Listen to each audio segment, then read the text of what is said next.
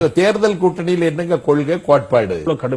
பூ போல ஆடி பிறை போல மக்களை சந்திப்பதற்கு வீதிக்கு எப்போதாவது வருகிற ஒரு முதல்வர் ஒப்பாரி கேட்கிறது என்பதற்காக கல்யாணத்தை நிறுத்த முடியாது. இறந்தது என்ன வெள்ளத்தில் அடிச்சிட்டு போனதா? வெள்ளத்துல வேடிக்கை பார்க்க போனது. எல்லாம் மூச்சு திணறி இறந்துட்டாங்களா?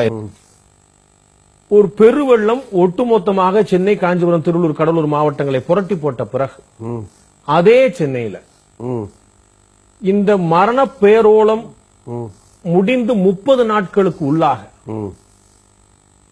ஒரு பொதுக்குழு கூட்டம் என்பது ஒரு கோலாகலமாக, ஒரு கொண்டாட்டமாக நடக்கும் போது இந்த கேள்வி விமர்சனம். ஒன்னும் கோலாகலமா ஒன்னும் கொண்டாடலையே. நீங்க ஏற்கனவே எங்க பொதுக்குழுக்கு நீங்க வந்திருக்கீங்களா? அந்த பொதுக்குழுவோடு ஒப்பிடுகிற பொழுது 1000ல் ஒரு பங்கு நாங்க ஏற்பாடு பண்ணலையே.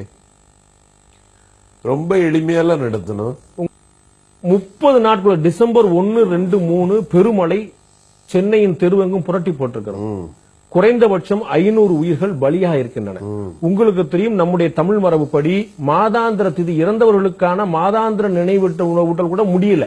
இந்த மாதாந்திர நினைவேந்தல் கூட முடியாத ஒரு இடத்துல செண்டை மேளங்கள், பதாகைகள், தோரணங்கள், அலங்கார வளைவுகள்.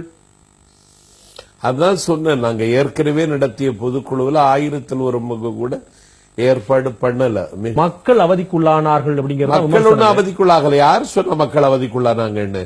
ஒரு அங்குல இடைவெளி இல்லாம ஒரு வீட்டு வாசல்லையே தட்டி போடு. வீட்டுல இருந்து காரையை எடுக்கிறதுக்கோ உள்ள சேர்க்கிறதுக்கோ வழி இல்லாம அந்தந்த வீட்டுல இருக்கக்கூடியவர்களுடைய உரிமையாளர்களுடைய அனுமதி பெற்று அவர்கள் மகிழ்ச்சியோட வைங்கன்னு சொல்லித்தான் வச்சோம்.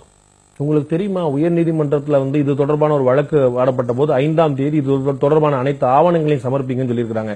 எத்தனை வீடுகள்ல இது போல அனுமதி பெறப்பட்டு கையெழுத்து வாங்கப்பட்டு சொல்ல முடியுமா?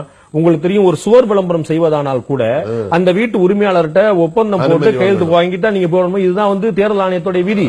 ஆனால் இன்னைக்கு ஒரு வீட்டுல இருந்து ஒருத்தன் வெளியே வர முடியாம, உள்ள போக முடியாம தடுத்து அவங்களே மகிழ்ச்சியோட அம்மா வைங்கன்னு சொல்லி இல்ல வைக்கிறோம். இல்ல நானும் வைக்கணும், வைங்க, சந்தோஷம். மார்க்ல ஒரு அங்குல இடைவெளி விடாம ஆள் போக வர விடாமலா? ஆள் போகாம நேத்துக்கு என்ன எல்லாம் மூச்சு திணறி இறந்துட்டாங்களா?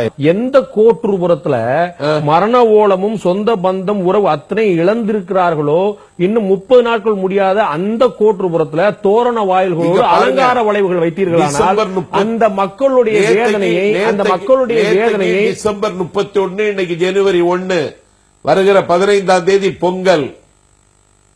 மக்கள் அழிவில் இருந்து மீண்டு ஆக்கத்தின் வீதிக்கு வந்து விட்டார்கள். மக்கள் சமவெளிக்கு வந்தாச்சு. மக்களுடைய இயல்பு வாழ்க்கை திரும்பியாச்சு. ஒரு வீட்டுல ஒப்பாரி கேட்கும், அடுத்த வீட்டுல கல்யாணத்துக்கு ஏற்பாடு பண்ணிருக்காங்க. ஒப்பாரி கேட்கிறது என்பதற்காக கல்யாணத்தை நிறுத்த முடியாது. 500 பேர் இறந்தது என்ன வெள்ளத்துல அடிச்சிட்டு போனதா? வெள்ளத்துல வேடிக்கை பார்க்க போனது. தருமபுரியில மட்டும் இருக்கிற ஒரு கட்சி தமிழ்நாட்டை ஆள போகுதுன்னு சொல்றீங்க. திருத்துறைப்பூண்டிய தாண்டாதவன் இந்த தேசத்தை ஆள போறதா சொல்றீங்க. சொந்த தொகுதி சங்கரங்கோவில்ல கரதாண்ட முடியாதவங்க இந்த நாட்டில் பெரிய என்னமோ கூட்டணின்னு சொல்லிட்டு தம்பட்ட அடிச்சிட்டு இருக்கீங்க. நாங்க வேடிக்கை பார்த்துட்டே இருக்கணுமா? நாங்க பட்டத்து யானைங்க. எங்க இருப்ப நாங்க தக்க வச்சுக்கிட வேண்டாமா?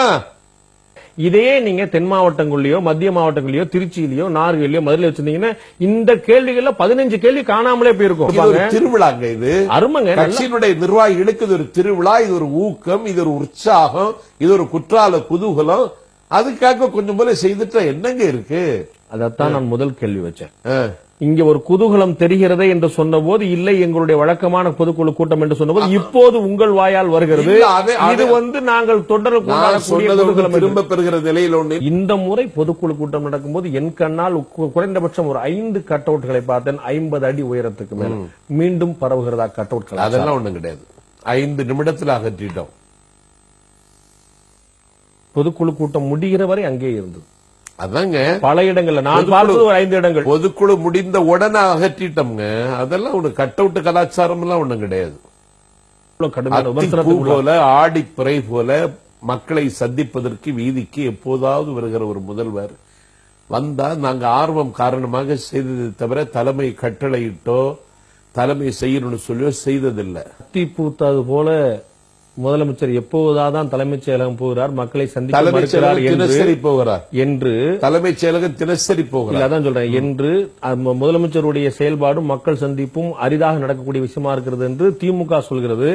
அதையே நாஞ்சில் சம்பத்தும் சொல்கிறார். இல்ல இல்ல இல்ல இல்ல அதிமுக தலைமை இக்கட்டான தருணத்தில் இருந்தபோது தங்களுடைய இன்னுயிரை ஈர்ந்த 263 தொண்டர்களுக்கு அஞ்சலி செலுத்துகிறது 2 நிமிட மௌன அஞ்சலி அப்படின்னு. அதிமுக தொண்டர்களுடைய உயிருக்கு அஞ்சலி செலுத்திய தீர்மானம் இந்த வெள்ள காலத்தில் உயிரிழந்த 500 பேரை ஏன் கண்டுகொள்ளவில்லை? ஏன் அதற்காக ஒரு தீர்மானம் நிறைவேற்றப்படவில்லை? ஏன் அவர்களுக்கு அஞ்சலி செலுத்தப்படவில்லை? அது ஒவ்வொரு நாளும் தீர்மானம் மாதிரியே நாங்க தொலைக்காட்சியில எங்க எம்ஜிஆர் தொலைக்காட்சியில சொல்லியிருக்கோம், நமது நாளிதழில் சொல்லியிருக்கிறோம், நடுநிலை நாளிட தந்தி போன்ற ஏடுகளுக்கு சொல்லியிருக்கோம். 4 லட்சம் ரூபாய் பாதிக்கப்பட்ட அந்த குடும்பத்திற்கு நிதி வழங்கி ஒவ்வொரு நாளும் சொல்லியிருக்கமே. கூறியது குறைங்கிற குற்றமாயிடாது இது. அதிமுக தொண்டர்கள் 263 பேர் இறந்ததுக்கு இதற்கு முன்னாடி அஞ்சலி செலுத்திய அதே நமது எம்ஜிஆர் நாளேட்டுல தினசரி பட்டியலிடப்பட்டு தினசரி அவர்களுக்கு சமீபத்தில் அவங்களுக்கு எல்லாருக்கும் நாங்க அஞ்சலி செலுத்தி இருக்கோம். அதற்கு ஒவ்வொரு நாளும் அப்படி சொல்லி நேற்று முந்தா நாள் கூட அப்படி இறந்தல ஒரு ஆளுக்கு சொல்லி இருக்கோம். அதனால தேவையில்லைன்னு விட்டுருக்கோம்.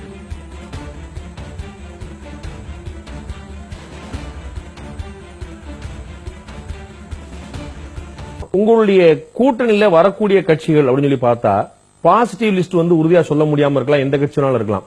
நெகட்டிவ் லிஸ்ட் சொல்ல முடியுமா இந்த கட்சிகளோட கூட்டணி இல்லை அப்படின்னு? எந்தெந்த கட்சின்னு சொன்னா விஜயகாந்தை ஏற்க மாட்டோம், திமுக ஏற்க மாட்டோம், திமுகவை ஏற்க மாட்டோம், காங்கிரஸையும் ஏற்க மாட்டோம், பாமக அதெல்லாம் என்ன கேட்டா ஏத்துக்கலாம். சோ பாமகவுடைய தேவை அதிமுகவுக்கு இருக்கிறது. இன்னைக்கு வாருங்கள்னு அம்மா அழைச்சா யாரெல்லாம் வர்றாங்களோ அவங்களை எல்லாம் வர வச்சுக்கிட வேண்டியதுதான். ஆனா உங்களுக்கு ஒரு பட்டியல் அப்ப கிடையாது, ஒரு கொள்கை கோட்பாடு எல்லாம் கிடையாது. யாரும் தேர்தல் கூட்டணியில் என்னங்க கொள்கை கோட்பாடு? சோ தேர்தல் வெற்றி ஒண்ணுதான் பிரதான குறிக்கோள்.